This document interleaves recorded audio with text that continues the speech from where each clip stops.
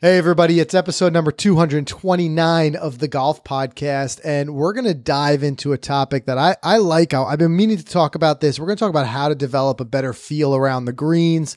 The reason I like this is a lot of times you hear us referencing both myself and Mike within our own games when we feel like we don't have that feel, or especially in the spring when we feel like we've got to get back into it after a long winter and things like that. So we're going to dive into what that means, how you can develop a better feel. We're going to talk about a great drill that you can use to really hone in on some feel with your chip shots. So I'm looking forward to that.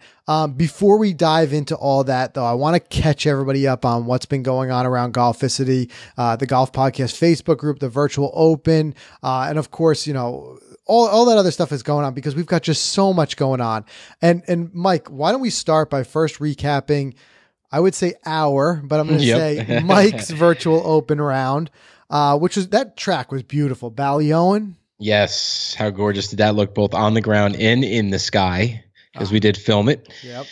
So, the course was in perfect shape. The greens are really running nice today, but I kind of want you to tell the story, what happened that day, because it kind of sets everything up. It was wild. And what's funny is that after everything kind of thankfully worked out okay, and I'll tell you guys the story in a second, but Mike, he texted me or called me. I forget what it was. I'm so tired at this point. And Mike was like, as much as you love Ballyowen, Frank, that course just doesn't want you to play it for some reason. Mm-hmm. And it's so true, because I think would be my fourth round there. And, I couldn't finish this round, and the reason I'll tell you guys in a second. And another time, not too long ago, maybe 2-3 years ago, I was at a bachelor party. One of my buddies was getting married there. It's also a gorgeous wedding venue. And so as part of the package, you got to have, a group of guys play the course. Well, I think I was the only golfer in the group at the time. And this is no joke. It was 6 hours into the round, and it got too dark and we had to quit, and we only got 14 holes in. That's how bad it was. Wow. These guys, all great guys, they had a lot of fun out there, but they were not golfers. They don't admit to be golfers. They would just want to have some fun. I think I was the only one out there who was. So I was trying, and you were playing well, I think. I was playing well, and I couldn't finish it. And then I wanted that redemption. We got back out. We've played it since. I think at one point too, the guys, they almost put a golf cart into that lake on, I think it's the 14th hole or something like that.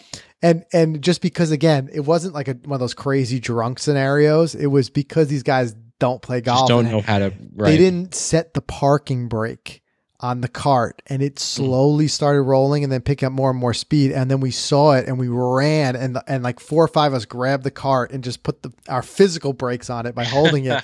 And we held it from rolling into the little lake there. But anyway, I digress. So what happened was, and it was kind of a wild story. So we had been all set to do our Virtual Open round, which, by the way, the Golficity Virtual Open, we're up to 230 players registered. If you guys haven't hopped in yet, definitely do it. You've got all the way up until August 15th to log your round. It's 100% free. It's all in the 18 Birdies app. You can get all the information on how to get involved by going to golficity.com/open. And like I said, the event runs from July 15th all the way through August 15th. You go in, you have a little fun, you log your round, you can play anywhere. And this way we can play from all over the world. And then if you play and log your round, you're eligible for the prizes. We've got great prizes, as well as if you guys want to dive a little bit deeper into the 18 Birdies app, we've got a special deal going with them right now, where if you use coupon Golficity 2018, you get 90 days of the 18 Birdies Premium, which unlocks things like the GPS Plus and all these other things. And that'll basically cover you for the whole summer. So you can get a great try with it. But anyway, we had the round all set up. I'm amped. It's Ballyowen. I love that track. I hadn't gotten a chance to play it in the summer. I always play it in the fall. It's gorgeous in the fall, but I wanted to play it in the summer with all that fescue grown in. And unfortunately, my 1-year-old daughter had been sick that week. So we were dealing with kind of a rough week with a lot of high fevers throughout the week. And, we'd been to the doctor. They thought it was just a viral thing and that it would just, clear up. So we're just kind of treating it with Tylenol and things like that. Anyway, so that starts Monday. We progress through the week. It's a kind of a rough week. Anybody out there who has kids and when they're sick, they know what that's like. It's not a lot of sleep. It's that whole thing. And then Thursday night, we're supposed to tee off on our round Friday. Thursday night, we had a very difficult night. We were up all night. She was very sick, just seemingly getting worse. We're on the phone with the pediatrician. They said, you don't need to run into the emergency room. Just come in first thing in the morning. And we're just kind of whatever. Long story short, as it getting worse and worse. I'm starting to text Mike. It's 3:00 in the morning. I haven't slept all night. And I'm like, Mike, I think we got to cancel this thing. I can't do it. I got to take this kid to the doctor in the morning. She's just not looking good. And Mike's like, I understand. Do what you got to do. We'll make it happen. We'll do one thing or the other. Anyway, it comes down to go time. I have to leave my house at 7 a.m. to get there on time for this tea time. 7 a.m. rolls around. At just about 7 a.m., my daughter, my baby, she's starting to perk up. She's having breakfast. My wife and I are like, okay, I think she's doing better. My wife's like, I can handle this. I'm going to take her to the doctor. But if anything gets more serious, I'm going to call you. Make sure I have your cell phone. I've got Mike's cell phone. Are you reachable? Does this place have service? I'm like, yeah, we're good. So I run over there and I'm like, get to the parking lot. I'm like, Mike, I don't know how I'm going to play. I've been up all night, but I'm just happy to be here. And if I get the call, I got to go. So everything seems like it's okay. We tee off on the first hole. I hit my tee shot on the second hole. I'm out, just about to play my second shot. My phone rings. It's the call nobody wants to get. It's my wife. She's kind of panicking. The pediatrician is sending us to the ER. The baby's just not doing great. So it was an incredibly scary moment. So we rushed down to Westchester Medical Center. They get her right in, put her through a battery of tests. There was a point there when they were thinking appendix. Poor kid. I mean, Mike, the last thing you want to do is put your 1-year-old we had a CT scan and I'm holding her arms and she's crying. This is just it was a terrible day all around. And I'm like, can you get appendicitis as a 1-year-old? Like, it can happen at any time. We just have to rule it out. Long story short, the CT scan ruled out the appendicitis, but it did show a double kidney infection and a pretty significant one. So I was happy, no surgery. But we weren't out of the woods yet. We had to get the IV antibiotics in her, 3 days in the hospital, IV antibiotics. And, thank God she recovered. She beat the infection. We're just going to have to do, about 10-day course of more antibiotics to, really knock it out since we got home. But she got out of the hospital and, man, I mean, anybody again who has kids knows that it's the scariest thing when like you don't know what's wrong, you're worried, and you can't communicate with them. Like she's one, right. She can't speak. You just know it's not right. She doesn't feel right. But I can't thank all of the doctors, nurses, everybody at Westchester Medical Center. They were just amazing. They walked us through the whole thing. They were there. They were helping. And also I posted it in the Facebook group. It really means a lot to me that all of you guys out there, sent those words of encouragement and just sending your thoughts and prayers. It really meant a lot to me. So I appreciate all of that. And I'm happy to report she's back. She's feeling really good. Everybody's, catching back up on sleep because a couple of days not sleeping in the hospital, but, everybody's doing good. I'm happy. I'm going to get out there. I'm going to redo it. I'm going to get out there and play my virtual open round really soon. But yeah, that was a wild one, Mike, but I'm glad at least you got to continue. You had Eric Benzenberg out there with you playing, and from the video, which by the way, if you guys haven't seen it yet, it's on YouTube. Just go to youtube.com/Golficity. It looks like you guys had an incredible time. We did. It looked like a great round out there. We had fun, and you kind of, when you did have to leave, we just had that feeling like couldn't let you down with this video. I was like, I gotta run this all the way through to the end, and we're gonna do this thing, Eric. So let's do it. I mean, I told him right after you left. I even this clip, you'll see it on the video. I mentioned how you had to leave and you had to handle this situation. And I think as the cameras were off, I told Eric, I said, listen, you and I are just going to paint this storyline and we're going to go play golf and we're going to play an open. And it's going to be so much fun because we just looked around. The course was like immaculate. Yeah, it was quiet. Beautiful day. Beautiful day. It was a beautiful day. And I was like, let's do this thing all the way to the end. And we did. We had a great time and we ended up playing very well. This was my first real good round with the new clubs. I talked about how I went back to the range and I worked on things with feeling the club head a couple episodes ago. And that actually really did transition well here. You probably witnessed it. You saw it in the first two holes that you were only there, that, I made par. I actually went par to start the open. So things are really flowing well. We had a good day, and we had some really awesome drone shots. I'm glad you got those. They're in the video. You know, if you've never played Ballyoan, if you're in the tri-state area and you've gotten there and you've played it, but you haven't seen it from the sky, oh man, it's so cool. Video came out great, Frank. Yeah, I thought it was really brilliant, and it was great to see. Like it's so funny because we just talked about this adjusting to new clubs, and we said what it would take you 2-3 weeks to get adjusted. And it seems like that's pretty much the time frame here because you went out there, fired an excellent round at an incredibly challenging course. I mean, anybody who sees the video will see just off the fairway is some of the thickest cabbagey fescue. There was some where you actually were showing how high it came up on you. And you'll see there too, like some of the shots are trying to punch it out of there. So it's a challenging track. You guys shot solid scores out there. That's just, that's really good stuff. And there's one notable hole I wanted to just talk about real quick is the 17th, which is a par 5. And I got off the tee really nicely with the drive. I think it was maybe 270-ish out with about 260 left. And I figured I got this brand new 3-wood now. So let me try to go for it. It's a nice 260, 265 club. Maybe I can get lucky and trickle it up. Well, I didn't. I ended up coming up way shorter. I ended up in a fairway bunker about 102 yards off the green. And this is in the video. I think I posted this in the Facebook group that I hit that new Vokey wedge, man.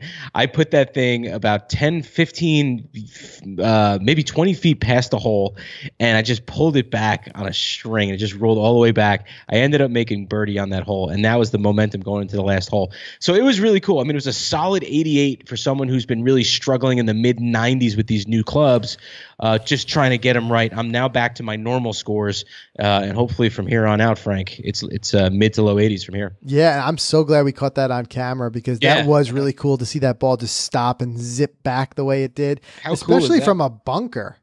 Yeah, you got a lot of spin on that from that bunker, and that was it's excellent. And I totally dig in what you're saying because the Vokies have been just incredible to me as well. And just making that switch to I know you're playing the Pro V1. I switched to that AVX, and I'm just getting a lot more feel and control out of it. So that's great. But I'm sure we'll get back out again. One way or another, I'm going to get through this track Ballyoan. I know it just doesn't want me to play it, but we're going to get out there and we're going to play it.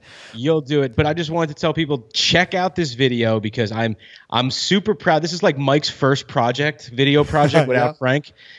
Frank is usually like the master when it comes to these videos and crafting them and things like that. So it was like Mike's first project here. So go do me a favor, check it out, comment on it, like it, and just enjoy it. Yeah, and Mike he took a lot of pride in it. It was funny. We're working with the editor for it, and like, what'd you type up? Like 4 pages of notes for the editor? Like hours and hours of notes. I just wanted to get everything right with this one. That was a labor of love for sure. Yep, absolutely. So check that out. It's on the YouTube channel. I'm sure, we'll post it on Facebook as well, probably in the group. So check that out. But speaking of, playing in my virtual open round, I haven't decided yet. I'm going to try to get out there this weekend and get my round in because I just want to get it logged before that 15th date hits. But we've got a handful of things coming up. We got some awesome stuff on the fire. And this kind of came out of nowhere too. Like all of a sudden just had a couple of great opportunities jump up, and man, did we pounce on them. So next week we were invited to Ridgewood Country Club for the FedEx Cup Playoffs Media Day. We're going to be covering that on Monday, and then on Tuesday we're going to be previewing and playing the course. So of course we're going to be vlogging that. That for me is something that I am really looking forward to. I know you've had the opportunity to play Ridgewood. I've never had the opportunity. Back when I was living down that way, we used to play Paramus a lot, which in a lot of places butts up against Ridgewood. And Paramus, in its own right, is a gorgeous public course. I love that track. But then when you just look over that fence, you know what I mean? And you glance at Ridgewood, and you're like, whoa, look at that place. Exactly. I have wanted to play that place forever. We walked it when we covered it for we did the podcast there a couple of years back. I've seen the PGA Tour players do it. I've been there for venues. I've never had a chance to play it. So that's going to be awesome. It's a challenge. It beat me up. They're long, they're tight. The rough's going to be shaggy. Greens they're tiny. Yep. There's bunkers, lots of bunkers. One of those Tillinghast designs with the large trees just lining the fairway. Yeah. So it's a challenge. But I'll tell you what, I always love that when we get these chances to play in, like, especially the preview, the media previews for the upcoming PGA Tour event, when those tracks are in PGA Tour condition, there's just nothing like it. And it just adds to it when the grandstands are up. you know, and you just kind of like, it makes you feel like, that. you know, you walk in the shoes of a PGA Tour player for a day, and it's just so cool. So that's going to be a lot of fun. I can't wait to do that. The other thing we're going to be doing very soon is the week after that. In fact, we're going to be back over to Sleepy Hollow, playing a teaching round with our Titleist fitter, Kevin Sprecher. You guys saw us in that video. Kevin did an amazing job just tediously working through the whole thing for our fitting. You saw us unbox those. But the other side of it is Kevin, as we've talked about before, is not just a fitter. He is one of the top teaching professionals. So I've never had a playing lesson before. So getting out there and playing with him and just learning what we can be great. And on the other side of that, Sleepy Hollow is another track, especially if you live here in the Northeast. We've talked about for a long time. I'd love to get out there. And when we chat with some of our golf buddies about it, they all, you know, say the same thing, be like, oh man, I'd give my right arm to play out there. So I am really excited for that one, because that's a private course. It's hard to get out there. So that was another invite that's like, we're like, yeah, when, where, and how we'll be there. Yeah, no, absolutely. And what's funny is the day before I'm playing Forest Hills, and the Friday after I'm playing Montclair Country Club. So I have 3 in 4 days. Montclair is another one I want to get out there with you at some point. You've played it a few times. It always looks awesome on your stories. I got to get out there. You got to come check it out. And a good friend of mine belongs there. So for sure, we can go out there anytime. All right, we got to do that. We'll definitely get that on there. Mike, you want to just, before we get into the topic, you want to talk about some of the great stuff that we've got going on? Yes. Yeah, I love hearing from the listeners, the followers, you know, in the group, everyone in the group. You know, we were talking about, you know, our army, our group. We were talking about our nicknames. Guys are throwing them out there. There's some funny ones, by the way, Frank. There are. I feel like we're getting there. We haven't quite hit the nail on the head, but we're getting there. We're getting close, so keep throwing those out. But speaking of them, I mean, wanted to give a shout out back to some of the folks who've been kind of giving us shout outs in the group. And one in particular here, Steven writes, finally got caught up all the way on the show. That's pretty crazy since we have 228 episodes. That's a lot. Yeah. He's like, so what do I do now? To hop on the app, go back to episode 1, you know, tune in, blah, blah, blah. So we were going back and forth, and he said he's been doing it all day already. And he said he has to wait a whole week now because he's been binge watching. It's like what people go through when they watch Netflix, right? Yeah. When you catch up, you're like, great, what do I do now? So that's awesome. And then the final thing he says is, thank you guys, because I've always been a low 90s, high 80s golfer, and I've already broke 83 times this year. So awesome. Love hearing that. Those are some of my favorite, the people when they post the breakthrough stuff, like first time breaking 100, first time breaking 90, whatever it is, you know, keep letting us know about those in the Facebook group. We'll shout out as many as we can, because I love seeing that. And by the way, you notice some of the guys are jumping in there and they're telling me they're the correct way to pronounce their last name in case I shout them out here. That's so great. I'm so bad at that. Yeah, that's great. So they're setting you up from the start. That's perfect. One other one, actually a couple ones here, Frank. Just in the video we posted tonight with the Ballione round, we had a lot of great comments coming in. And you know what Alex writes, guys, I've only just started watching your videos and I absolutely love them, especially the club fitting. I think the club fitting video is one of our best. I mean, that was such a cool experience. If you haven't seen that one, go back and check that out. Yeah. And then lastly, this one you'll like, Frank. Lauren says, just want to say thank you, boys, for helping me find my love for this great game again. Frank, I'm glad to hear your daughter is doing well. Cheers from Calgary, boys. So that's cool. That is cool, because you know it's so relatable to my own story, because I rediscovered the game. You know what I mean? And I can totally relate to that. I get it. It's like, you know, sometimes some of us, we pick up the game when we're younger and then we get away from it because, you know, life happens. But it is so cool. And another thing that I just love in general about this game is that people pick it up at all different times. It doesn't matter when you catch the bug, you kind of like go all in. It's not like other things. You can't like pick up baseball at 40. I mean, maybe you could try, but you know, it's not the same situation where you can pick it up and really, you know, still have years and years to learn the game and excel at it. So I always love seeing that. All right. So we're going to talk today about how to develop a better feel around the greens. Before we hop into that, as always, this episode is sponsored by Titleist, the #1 ball in golf. As I just spoke about before, Kevin Sprecher and our fitting. Well, let me tell you guys about Titleist Thursdays. Titleist Thursdays are a unique opportunity for every player to receive a high quality, Titleist club fitting or guided trial experience with an expert Titleist product specialist. And Mike, get this, so many times I see people commenting on the YouTube videos saying, how much does all this cost? Well, like I said, it varies based on your fitter. But if you're worried about cost, you guys have to check out these Titleist Thursdays because they're free, right, Mike? Yeah, they're absolutely free. And you're not limited in what you're testing when you're there, which is the greatest feature. You'll have the ability to hit everything, full selection, Titleist metals, irons, and wedges. You're even going to be hitting the Titleist Pro V1 and Pro V1X golf balls. And because the proof is right there in the numbers, as we saw at Frank, Titleist specialists, they're equipped with the TrackMan ball flight monitor technology that everyone knows. We see the pros using this on tour. They make sure you find the perfect equipment specifications for your game and the confidence it takes to shoot lower scores. So Titleist Thursdays, they're free. Sign up for the one that's nearest you. You can check that out. Just visit Titleist.com to learn more. Yeah, no excuses. Free. Great way to dip your toe into some of this. And like I said, so many people love seeing these fittings we've done. That's how you jump right into it. So check that out.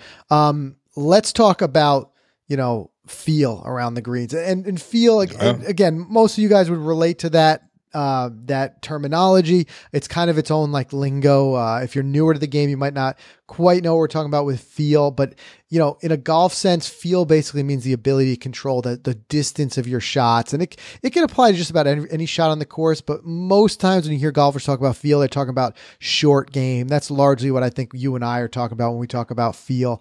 And if you have that good feel, if you really, I guess that's the best way to explain it is feel. If you've got that, it's such a big step ahead of the competition. It's such a big step towards that confidence that we're all after. All want to be more confident in our game.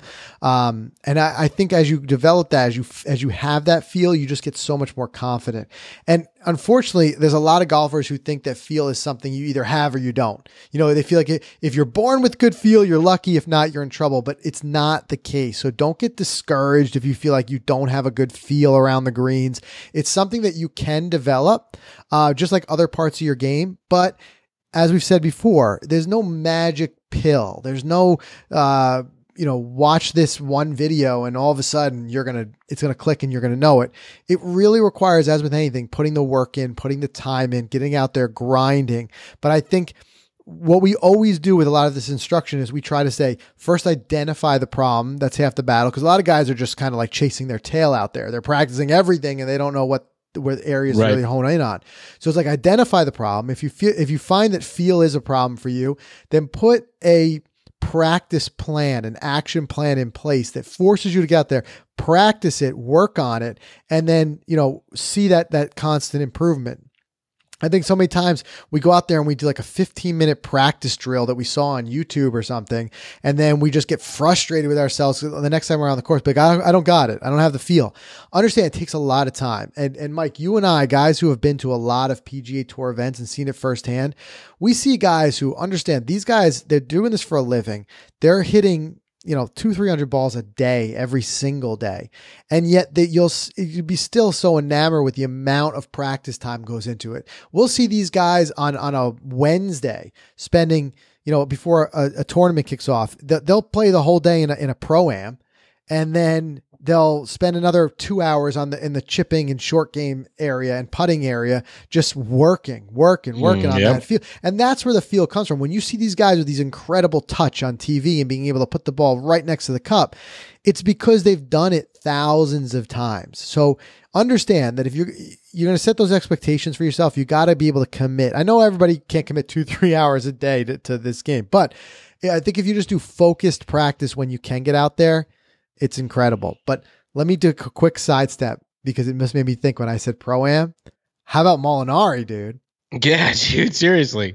I know everybody's like, the Facebook group lit up when he won, the Open. But mind blowing for us, this idea that in Bay Hill, we had, and again, if you guys didn't have a chance to go watch that video, go back and watch the Bay Hill Pro-Am video where we take you guys through the whole experience of playing in the Arnold Palmer Invitational Pro-Am. And part of that, it's a lottery system of who you get paired with. As they pick your number, you have, I think it was 30 seconds to pick a player, right? Yeah. Otherwise you go to the end. And we were one of the last people to pick, and they're just picking off all the players and a lot of people we had on our list. And luckily we had Molinari on our list as somebody we wanted to play with. And he came up, and now I think if you did that lotto now, he'd probably go first pick. But from that point on, his game has just been tremendous. You know, he's won his first PGA Tour event. He won the Open Championship. I mean, this guy's stock has gone through the roof, and it's so cool. Now we can say we played with a major champion. With a major champion. Here's a great stat though. I want to share this. PGA Tour, they actually tweeted this out the other day. Last 6 worldwide starts for Molinari, and these I think are the last 6 since Bay Hill. So get this: first place, second place, T25, first place, second place, first place. Wow, the Golficity effect. That's it. It's real. Everybody's joking, saying, "Mike, what'd you say to him out there?" I'm not going to tell anybody what I said, but I did tell him something, and he ran with it. There you go. But I'll tell you what, the reason I was so happy to see it too is having played with him. Like, it couldn't have happened to a nicer, more humble guy. Mm-hmm. I mean, what a down to earth, great dude. I mean, it was the unfortunate reality was that we weren't allowed to videotape too much of our interaction with him as part of just very strict and for good reason. There's very strict PGA Tour rules when it comes to what we can capture on video. So unfortunately in that video, you guys didn't get to see much of our interaction with him, but walking the course with him for 4 hours, we got to chat with him. I know, Mike, you talked with him a lot, and just like an incredibly insightful guy, down to earth, even with the kind of, English is his second language, even with that little bit of a barrier there, he was still able to just chat about a whole bunch of stuff. And he was just, it was a very genuine, it had a very genuine feel to it, the entire conversation. Oh yeah, for sure. And how big is it for Bettinardi? I mean, he just switched to them, I mean, and just look where he's so it might be the putter and not me, actually, now that I think about it, but it was great to see it. I mean, again, I think he's great. I mean, I'd love to have him on the show eventually because I think he'd be a great conversation. But the coolest thing about it, and we'll just cap it off here with Molinari, he was going to retire. You saw that in about 2 years. Mm-hmm. That was like part of his plan. So it just goes to show you, like, where your game's at, and you feel like, listen, I'm just not a winner anymore on tour. Like, this is it for me. And all of a sudden you find something, you fix something, you catch fire, and all of a sudden you're on top of the world. It's ridiculous. He's going to be in the Ryder Cup now. It's crazy. Well, and speaking of what he caught, and I think this is a perfect segue back into what we're talking about, is that at the end of the day, he beat up on a lot of real firepower out there in the field with his incredible short game. And we've said this before, short game is what wins. And his short game was so on point that he was the only guy to cruise through the weekend without a bogey. And at Carnoustie, imagine that, playing 2 rounds like that without a bogey. And so much of that was because of the fact that his short game was just dialed in. I think Tiger even said it. And I think that's, if anything, should incentivize us to go out there and work on that, because we've said this so many times. It's just, the reality is so many amateur golfers will spend so much more time working on those more dramatic, longer shots at the range that we just don't really work on the short game. And the short game is where it really happens. The proof of it is sometimes you play with guys who don't have any long game. I've played with some guys who are, in their 70s, and they beat up on me, even though they drive the ball half as far as I do. As soon as they get near the green, they're just like lights out. So, and that's where it started to spark my interest with feel. When I see these guys who have incredible feel, and it just makes up for having almost no distance. So if you're able to put both together, you're lights out. So going back to it, with regards to feel, one thing to understand is that it does really start with technique. And you might think, well, it's feel. It's like outside the realm of technique. But the reality is you can't have good feel if you have a faulty technique. The other thing we see with the PGA Tour pros is that their technique is very repeatable. You see that they do a lot of stuff to make sure of that. They work on their tempo, their timing, their pre-shot routine, everything like that. Because I've always said this, if your technique is changing, it's like your feel essentially at that point is like trying to hit a moving target. Right. So you got to really work on having that good technique, be able to strike that ball cleanly on a consistent basis. Once you can strike it cleanly on a consistent basis, that's when you can start to really hone that feel. But if you're not making clean contact, there's just no way to determine how far the ball is going to go. Some of these strikes that are just not like, clean ball strikes it's going to dramatically vary the distance the ball's going to go. So your first step towards improved feel should be really to work on your technique. We're not going to dive too deep into that here because we've done other entire episodes on things like chipping, pitching, wedge shots, things like that. But just remember to focus on those real important fundamentals, stuff we talk about a lot before. And those are things like balance, a stable head position, and getting your hands out in front of the ball at impact. This would be for chip shots. So if you can really work on those, again, I've said before, there's no real magic bullet. There's nothing like crazy, like secret sauce that the tour pros are doing that we're not privy to. What the reality is that their fundamentals are just spot on. Things like balance, things like that, they're just right there. So you don't have to do anything fancy with your technique. Just make sure you get those basics in place. Really work on that first, and then you can start to develop a little bit more feel. Yeah, and this might actually transition into your next point that's coming up here, but a quick thing that's worked for me really well, and this occurred in the off season for me when I got first the space for this, but some of the training aids like Chippo golf and some wiffle ball golf balls and birdie ball, things like that, and just going in the basement. And all winter, it's all I would do. Now I have 2 young kids, you have 2 young kids.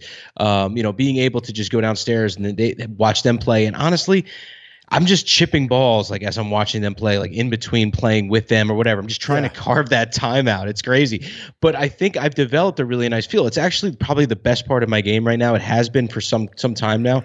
And I can afford to, get aggressive off the tee, get aggressive with my approach shot, because I know if I miss that green, I know that I'm going to be there within a foot or two, and I can probably make it at 1 putt. So that's been the best part of my game, and I kind of owe it to those inside, and the ones you can even bring outside, chipping training aids. I think they're awesome. They develop that feel. It's 2 solid points there. I've said before, like when my chipping is really on fire and when I feel like I can rely on it, it's right. I can get that much more aggressive going after pins and stuff because I know that if I miss, my confidence is way up. If I miss, I know I can really rely on the chipping. Where the other side of it, if you feel like you're like really shaky at that shot, you get nervous with your approach because you're like, oh man, what if I miss this green? How am I going to get it up and down? So that's so true. And the other thing is, myself included, we live very busy lives. We don't always get a chance to drive down to the local practice facility. So what you obviously can't, maybe with a net, but you can't really practice your full swing shots at home. But if we're saying that short game is one of the most important parts, especially chipping and stuff like that around the green, that's something that even if you have a small backyard, or if you have, like you said, the training aid stuff you can use indoors, some of those softer balls, whatever it may be, you can like start to work on some of your technique and keep that fresh. Right. And we've talked about that through the winter too. But it does lead into my next point here, which is just hitting plenty of shots. And I know that may be obvious, but if you're going to have a great feel around the greens, you need to hit a lot of shots from around the greens. You got to get used to it. You got to get used to seeing it and feeling it. And it's, as we've said, it's very easy to fall in love with hitting driver on the range. It can be a lot of fun, but your game is going to be limited if you limit your practice just to that. So spend a significant amount of your practice time working on short game shots, and your feel is going to really improve along the way. The more you do it, the better you're going to get.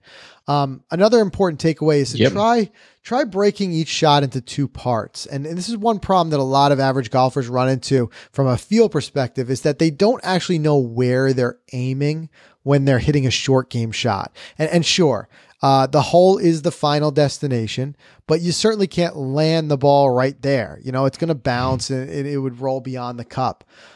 So what you really want to do, target for your swing is actually the point where you want the ball to land. So pick a landing spot, focus on that stage of that first stage of the chip shot, of landing the ball there. And once the ball lands, it'll bounce, it'll roll out. And that's where you can get into some things like whether you're going to chip it high, chip it low. Those are the things that are going to determine the amount of run out. But it is so true. I think a lot of us, our only target is the cup, and we just kind of just go after it.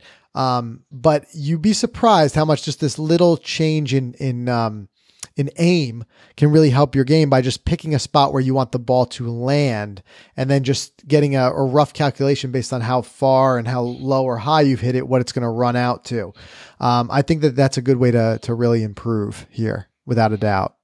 Yeah, and I'm just getting much more confidence with the new clubs. I mean, that adds to it. So I mean, even in the tighter lies now, I'm feeling really good.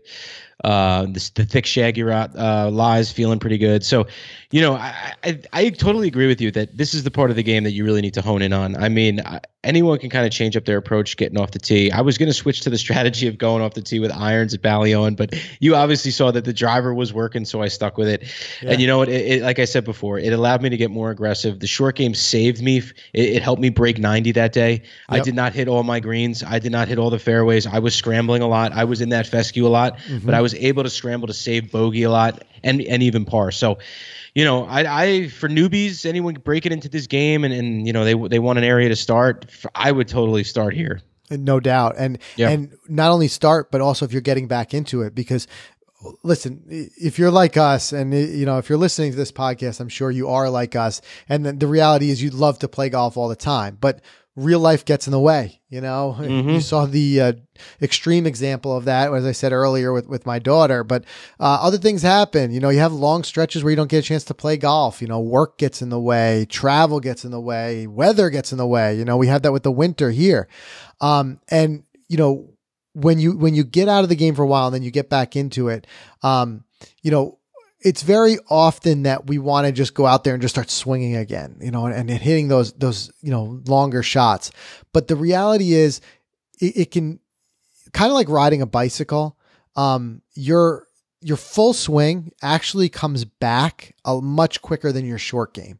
And I said this, if you go back and listen to some of the earlier episodes this year in the spring, I was lamenting the same thing. I was saying, Mike, I feel like I'm hitting the ball well, but the short game's not there yet. The feel's not there. And I had said, it's kind of what takes the longest to come back. So knowing that, I think if it's early in your return, whether it be a seasonal return or an injury return, whatever it is, if it's earlier in your return, try to commit to making a short game a top priority of your practice. Hit plenty of putts and chips, work on getting that feel back as soon as possible, because it's going to be playing catch up with the rest of your game. Trust me, your full swing is going to come back a lot quicker and you're going to be rusty. So keep things simple, focus on some easy chip shots, bump and runs, things like that. You don't need to go after those crazy flop shots just yet. Just get out there. If you haven't played in a while, just hit a ton of bump and runs, hit a ton of like chip shots, and just start to work that feel again. Trust me, I know that the full swing is the flashy part of the game, but it'll come back quicker. And you don't want to have it where, as I had a situation earlier this season, I was striking the ball well, but scoring terribly. You remember I was talking a little bit about that, because I felt like I was hitting it well. And that's where you say, this scorecard does not reflect how I was playing, because you feel like you were hitting the ball so well, but then it was sloppy around the greens, and it doesn't have to look dramatic. Obviously, a drive that goes way off looks dramatic. You know it, you mishit it, but it can be sneaky. It can hurt you in a sneaky way because it looks less dramatic if your chip shots aren't on. So for example, if it doesn't look like as big a miss, it's not a big slice into the woods, but if your chip shot, you're leaving, 30 feet from the hole, now you've got to work to two putt that. Yeah. Versus just the difference. We're talking about a difference of 20 feet, right? Let's say you chip it within 10 feet. That's a definite two putt, and you got a chance of one putting that. So a difference in just 20 feet can make a dramatic difference in your score, and yet it doesn't look as dramatic of a miss as a big slice into the woods, Right. And that's why I think a lot of us don't focus enough time on it. Makes sense. But if you do get the time to work on it and you get some time together and practice it, a great feel drill. I really like this one. I also like it because not only does it develop feel, it simulates pressure. We've talked about before where people lament about, why do I play so well in practice but not out on, in the course? And a large part of that is because there's no pressure. You don't feel any pressure when you're just practicing. So simulating that, we've talked about a number of different drills you can do to simulate that on the range. But this is one thing you can do, when chipping. And just start by taking 5 golf balls.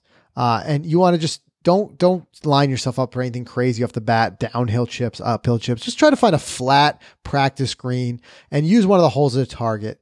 Chip the first ball towards the hole, but intentionally leave it short by a few feet. That right there is going to give you a little bit of a feel because you're trying to hit a target in a spot that's other than the hole. But then what you want to do with the next 4 balls, try to chip each shot in between the first ball and the hole itself. So you got, and if you really want to get intense with it, you almost do a ladder where each ball, you try to chip it a little bit further than the last one, but not quite past the cup, where you've got to keep getting a narrower target. I like that. That really simulates pressure. So you may say, chip the first ball, leave it 5 feet short.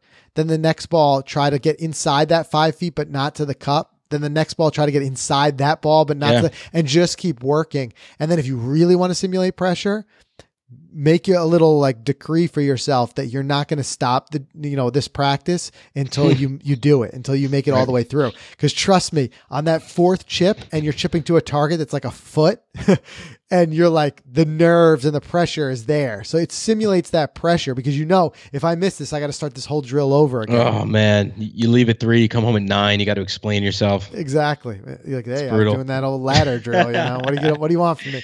Right. But that's the thing. And if you're going to succeed at that drill, it's going to require you to be able to hit the ball the same distance over and over. It's going to be harder than you think. But if you make it through that drill, you're going to start to realize that this really can translate well onto the course.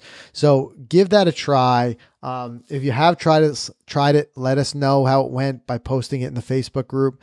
But no matter what level of player you are now, working towards improving your feel, we can always get our feel, can always be better. Working on this part of your game, trust me, is one of those things that's going to translate to the score pretty quickly. It's hard work in a lot of ways. It's a little bit of a tedious work. It's not super flashy, but it makes all the difference when you start to post those scores that everybody wants to brag about on social, That's right. Yeah. So get out there, try it. And if you guys have any of your own drills for developing feel, I want to hear those too. Post them in the Facebook group. If you're not part of our Facebook group yet, just go to Facebook, just search the Golf Podcast or Golficity. You'll see the group. It's a free group. Join up, jump in the conversation, and let us know because I want to hear it. So that's everything we have this week. Mike, anything else you want to wrap up before we let them go?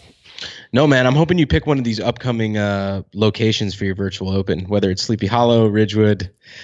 I don't know if you want to do that to yourself, but yeah, I tell you what, that'd be a real challenge. But that's one thing I also like about the virtual open. It does take a handicap into effect. Yep, and it'll bump it up for the course. Smart enough, to do it based on the slope of the course. So if you're let's say a 12 handicap, but you're playing a really difficult course, it may say you're a 15 here. So it does help to level the playing field a little bit. And what I love about looking at the live leaderboard, when you click the individuals' names, you could see the course that they played their round, and going through and just tapping the names one by one. I saw some really awesome courses. Yeah. So it'd be kind of cool to have a really cool name in there. And you know what? I'm glad you brought that up because that's one of my favorite parts about the virtual open. And we probably should have covered it even more in the video, but the live leaderboard is just so cool. It's the best part. It's like where else are you going to get that? Yeah, you're not gonna. It's that PGA Tour experience. And if you're entering your score as you go through your round and seeing yourself move around the leaderboard, that's so cool. Or like I said, when I'm not playing, anybody who's in the tournament can at any time check the leaderboard in the 18 Birdies app. And even when I'm at work, I'll like jump in, I'll look at it, I'll look at people's around. You'll see it live and people are playing and jumping around the leaderboard. It's a really cool thing. It's something you don't get many other places. It was cool after the 3rd hole when I went par to see myself T7. I got excited before plummeting down the leaderboard later on. Well, that course will that's bite golf. You. That course will bite you. Mm-hmm. But great stuff. Guys, check out the video. Check out the video of Mike and Eric's virtual open round. Let us know what you think. Leave a comment on the video on YouTube. We read all those comments. We love seeing those comments. So leave a comment. Check it out. And we're going to have some great videos. So if you haven't done so far, make sure you subscribe on our YouTube channel because that's where we drop the videos first. And we'll also throw those on Facebook for you guys and you'll see them in the app. But if you want to be the first to see it, it always hits YouTube first. So check it out there and we'll see everybody again next week.